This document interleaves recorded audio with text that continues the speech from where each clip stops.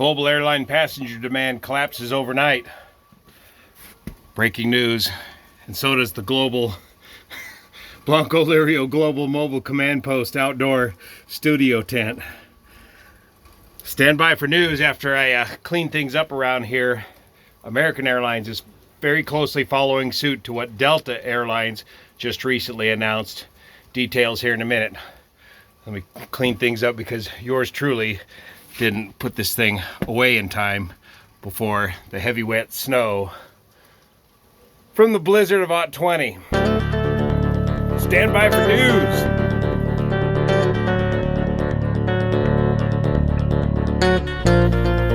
Yeah, this thing was shot anyways.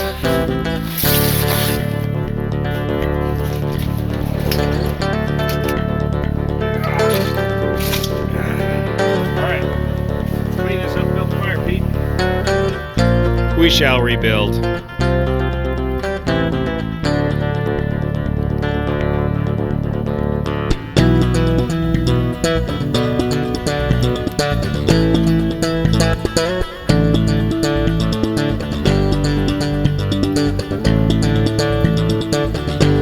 Let's see, Pedro.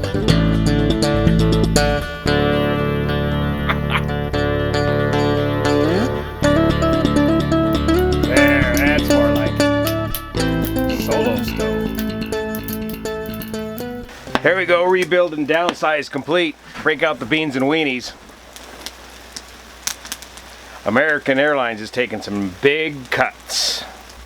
One thing you can kind of count on in the airline industry is a lack of creativity. They basically follow each other. What one airline does, another airline generally closely follows suit, at least here in the US. So following the news from Delta, here's what's going on at American Airlines. And they just announced this late, yesterday.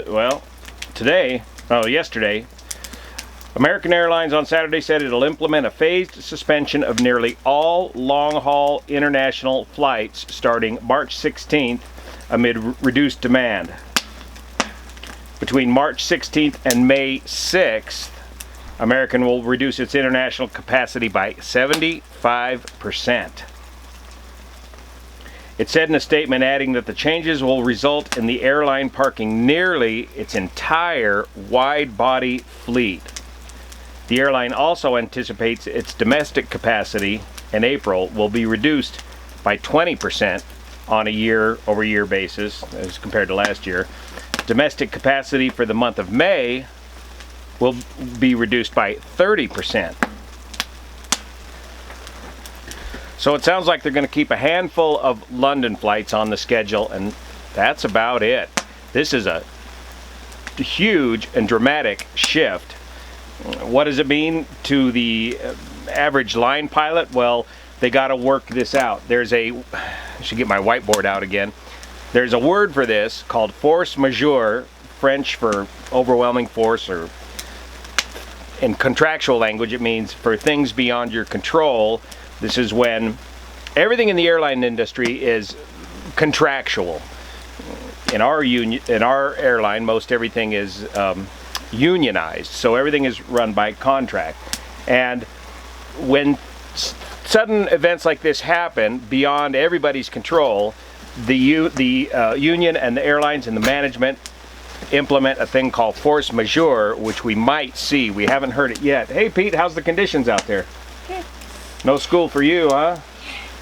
Well, it's Sunday now. We're having a snowball fight. A snowball fight?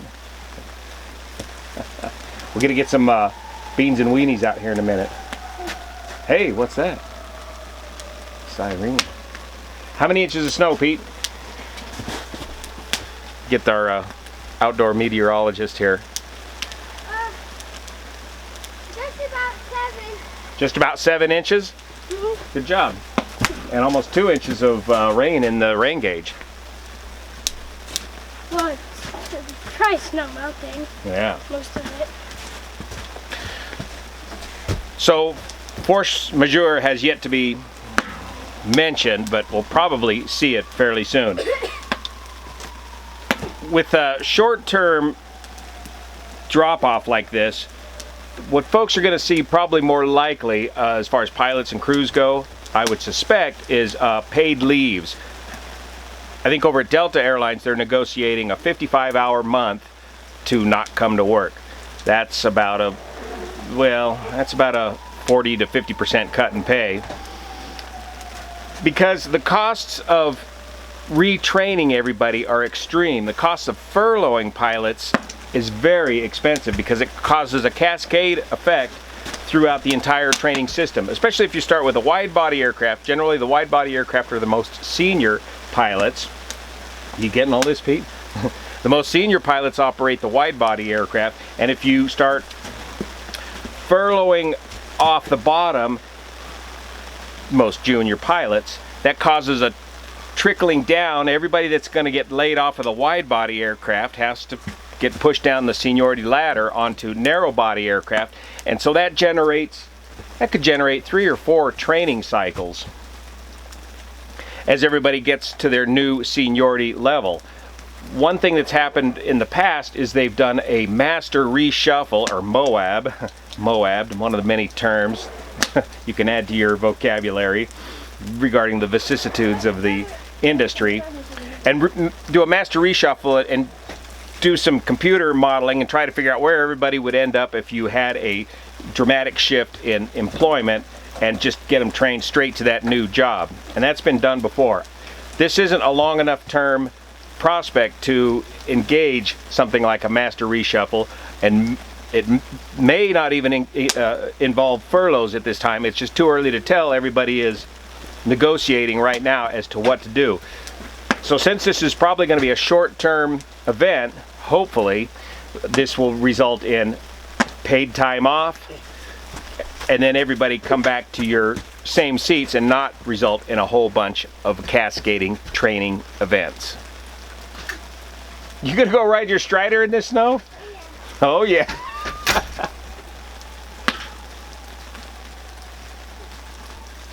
So basically, with the announcement of this news, my old job has gone away temporarily.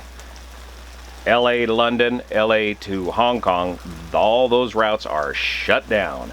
So it's a good time for me to be out on long-term disability while this whole thing plays out.